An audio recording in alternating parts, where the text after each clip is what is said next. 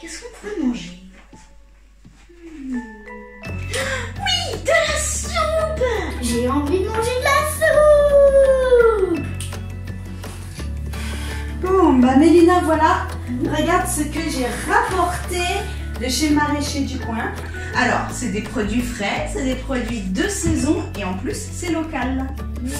Qu'est-ce qu'on pourrait faire avec tout ça? Regarde. De la soupe, de la soupe, de la soupe! Toi, tu veux de la soupe? Oui, de la soupe! Sérieux? Ok. Bon, on va regarder. C'est enfin!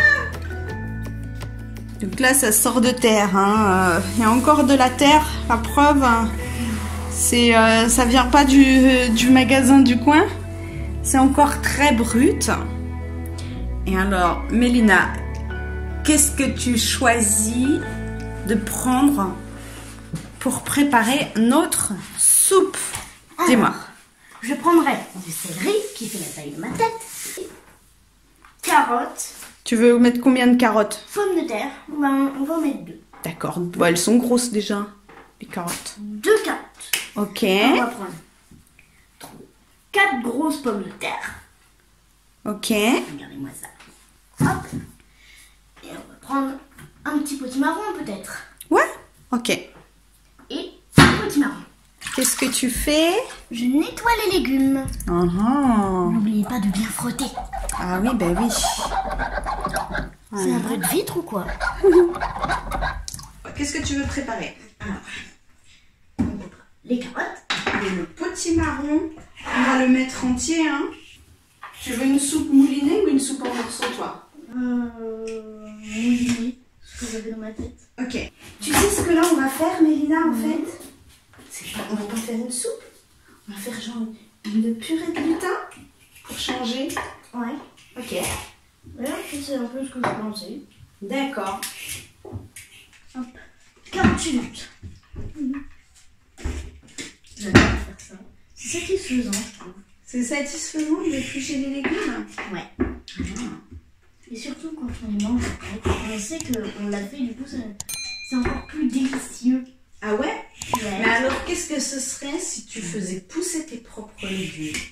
Ce serait mieux parce que on saurait que les légumes, ils ont été fabriqués sans des produits spéciaux et tout. Et comme ça, on pourrait savoir si ils sont très bons ou pas. Et en plus, tu les verrais pousser? Oui. Qu'est-ce que tu aimais aller cueillir dans le jardin? De la menthe, Ouais. des tomates Des tomates. et encore de la menthe, Ouais. du persil. Du persil. Des fois, je te voyais prendre de la ciboulette. Ah voilà, c'est ça en fait ce que je pensais, de la ciboulette. Des fois, quand tu marchais dans le jardin et hop, une petite feuille de salade. Oui. Les carottes aussi, je t'ai déjà mis. Les radis. Ah oui, les radis. Il faut faire attention aux pommes de terre. Quand vous voyez qu'elles ont un petit peu de verre dessus, c'est une partie qu'il faut absolument enlever parce que c'est toxique.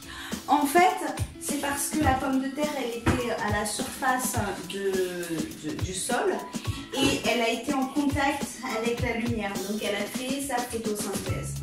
Et c'est pour ça que bien souvent dans les magasins, les pommes de terre, elles sont cachées. Donc, pour éviter d'être un peu malade, parce que c'est pas digeste du tout, enlevez cette partie-là. Évitez la partie verte des pommes de terre. Si ça donne envie à des enfants de manger des soupes, c'est génial. Mais si ça donne envie et l'espoir à des parents de préparer des choses avec leurs enfants, c'est encore mieux. Hein, qu'est-ce que t'en penses? Bah ouais.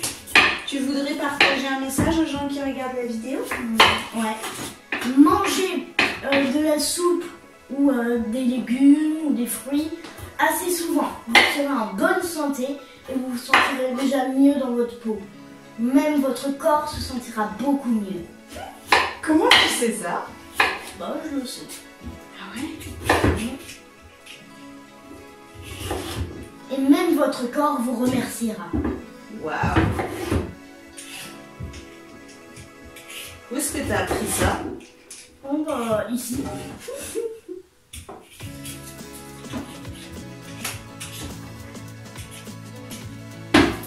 Oh, ça, je m'en occupe. Allez, j'ai mis l'eau quasiment à niveau. Et puis on va faire cuire. Rien ne se perd. Tout ça, là, toutes les épluchures seront pour les poules. On a vérifié que nos légumes soient fondants pendant qu'on pique à l'intérieur. Ils sont bien cuits. Alors on va pouvoir mixer. Donc, comme je vous ai déjà dit dans une autre vidéo, les soupes, il vaut mieux les garder en morceaux parce que ça permet d'avoir les fibres pour être meilleur pour le système digestif. Mais là, Mélina, elle a envie d'une soupe moulinée. C'est une soupe qu'on appelle la soupe lutin. Voilà, c'est la purée de lutin. Pour encourager mes enfants à manger des légumes, je leur faisais de la purée avec d'autres légumes. Et comme ça avait une couleur un peu spéciale et un goût différent, ben, j'appelais ça la purée de lutin. Et ça leur plaisait. Mais combien de fois vous m'avez demandé de la purée de lutin? 1000 fois. 1000 fois au moins. Peut-être plus.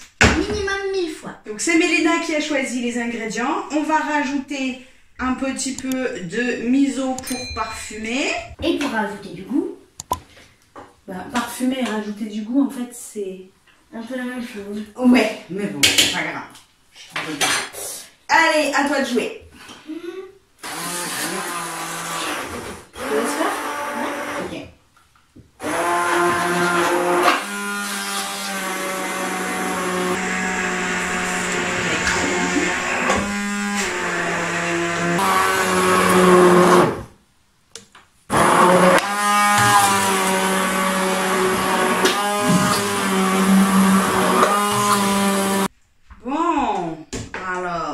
Petite soupe.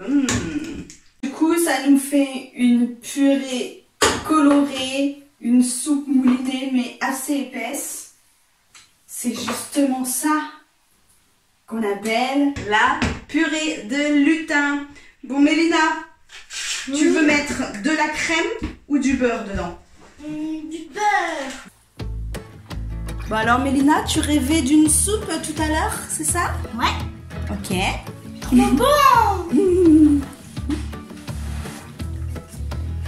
Donc ça, c'est la soupe purée de lutin, c'est ça? D'accord. Oui. Donc, qu'est-ce qu'on a mis dedans?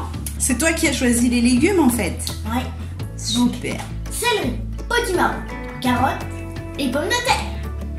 Bah voilà. Voilà, bon appétit.